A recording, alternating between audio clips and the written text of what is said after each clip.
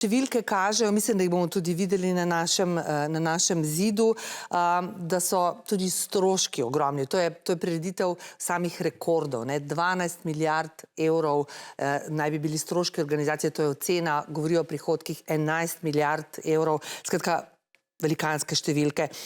Ali je nogomet postaja vse bolj posel? To je že dolgo. Je pa res, da v zadnjem obdobju predvsem gledalci, poprečni navijači izgubljajo morda malce stik s temi najbolj prestižnimi dogodki zaradi res visokih cen vstopnic. In ravno tukaj bo na letošnjem prvenstvu največji skok prihodkov za FIFA v primerjavi z prvenstvom v Katarju, kjer so od prodanih vstopnic ustvarili približno milijardo, je FIFA ustvarila milijardo evrov prihodkov, tukaj se pa pričakuje 3 milijarde. Na nobenem drugem področju takšnega skoka niso zabeležili, niti na področju prodaje medijskih pravic ali pa sponzorskih pravic.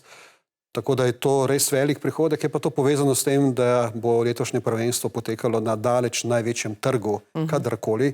Vse 3 države gostiteljice skupaj premorijo 520 milijonov prebivalcev, za razliko od Katarja, ki je bilo pa najmanjša država, ki je kadarkoli gostila prvenstvo, samo 3 milijarde. In domači trg je v Kataru, morda ni bilo to tako izrazito, ampak nasploh je pa zelo pomembno za vse prihodke. Večji, ko je trg, močnejši, ko je finančno trg, kar ZDA, Kanada, pa tudi Mehika brez dvoma so. In ne glede na to, da govorimo o tem, da stadioni pač še vedno nimajo vseh vstopnic razprodanih, se bo tukaj generiralo ogromno denarja.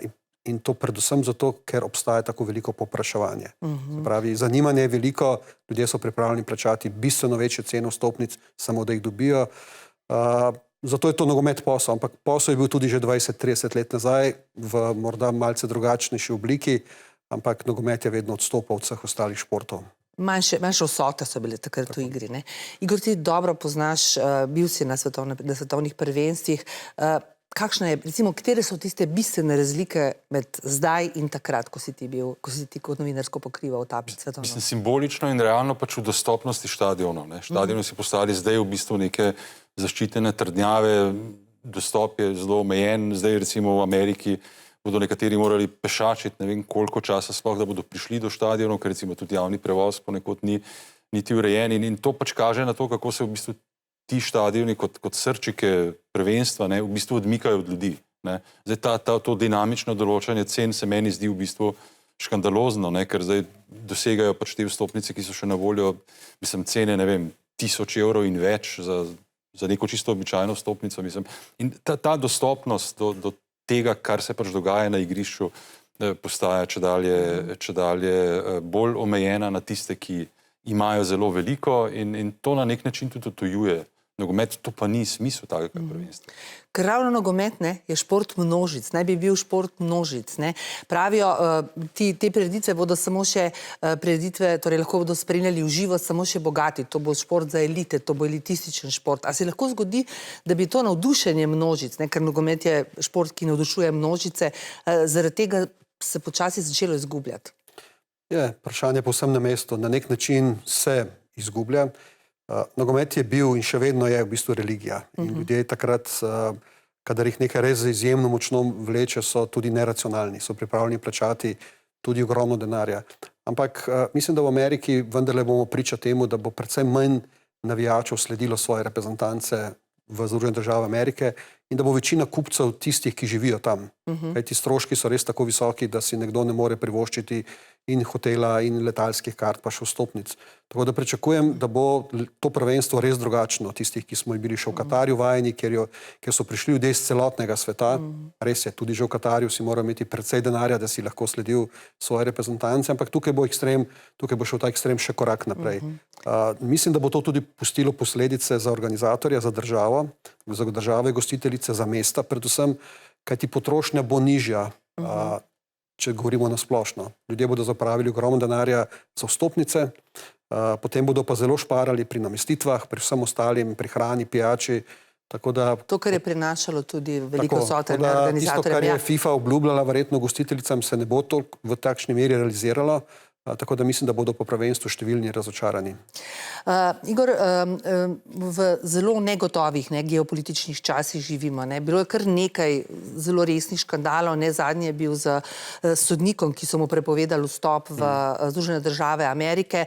Vemo, da je bilo veliko govora o tem, da Iran sploh ne bi nastopil, pa bi namesto tega Italija. Kako močna je ta vloga politike v športu? Vedno bila, no. Spomnimo se, recimo, ne spomnimo, ampak vemo, recimo, zlorabljeno prvenstvo je bilo leta 1934 v Italiji, ko je pač Italija tedaj pač Mussolinijeva fašistična preprosto morala zmagati, in se je to seveda tudi zgodilo. Ne vem, vemo recimo vojaška hunta v Argentini 78, tudi svetovno prvenstvo je bilo in je šlo mimo na vse zadnje, ne vem, Rusija 2018, 4 leta potem, ko so okupirali Krim, so gostili svetovno prvenstvo v nogometu in nikomur nič. Mislim, tako da to je vedno bilo, ampak recimo je pa zelo tipično to, kar se je s tem somalskim sodnikom zgodilo.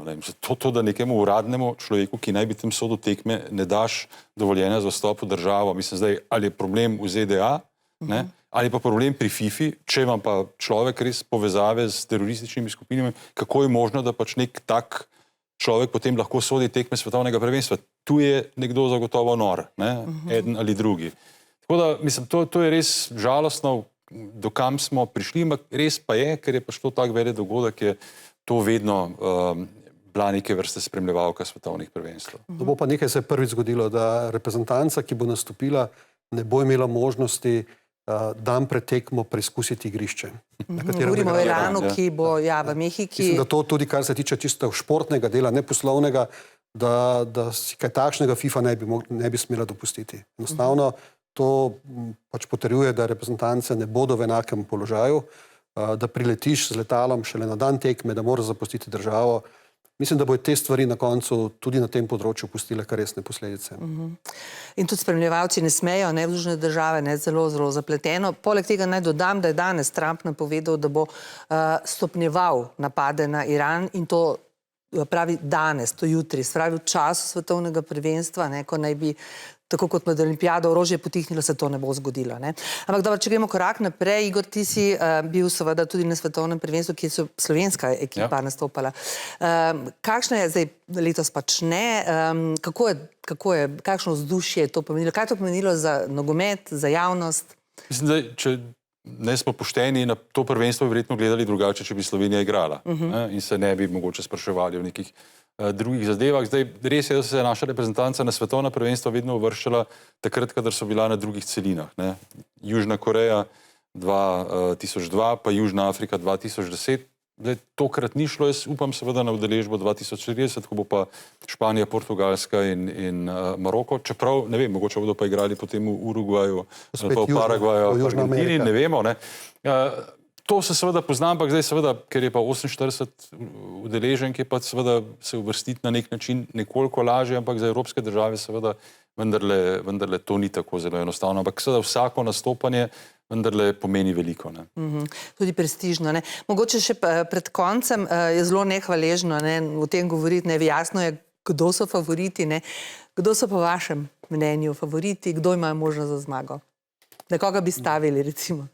Veliko je favoritov in vedno ne zmagajo favoriti, to je dejstvo, tako da če bi sam si želel, kdo bi zmagal, bi privoščil to Angležem. Se pa bojim, da jim spet ne bo uspelo, ampak njim bi privoščil. Igor? Jaz bi stavil na Bosno in Hercegovino, ker bi seveda na ta način zelo veliko zaslužil, ker jim pa res od srca privoščim, bolj kot Angležem, Tomaž.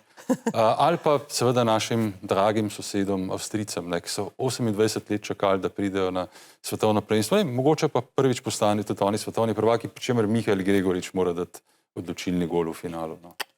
Vse si premislil, ja. Recimo naš.